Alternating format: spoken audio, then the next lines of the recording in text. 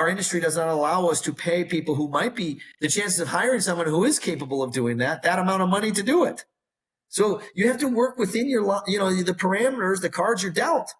And this is just a no bleeping brainer. I mean, I have a friend who spends $600 a month for about 6 hours a day of phone coverage.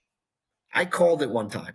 I'm not going to say who, because he'll probably get mad at me, but it took that guy 12 minutes to answer these same questions that I asked Bella, who answered it in a minute and a half.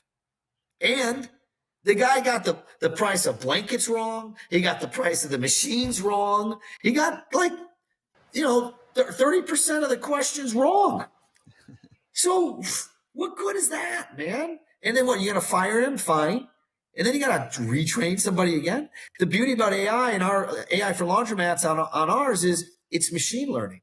So the more it gets used, the smarter it gets. It gets smarter and smarter and smarter. I mean, here's a perfect example. You call up and say, hey, I'm in town. I need to wash my clothes. I want to do it myself. Where are you located? Bello says, I'm at 123 Main Street. We're open from 10 a.m. to 10 p.m., whatever.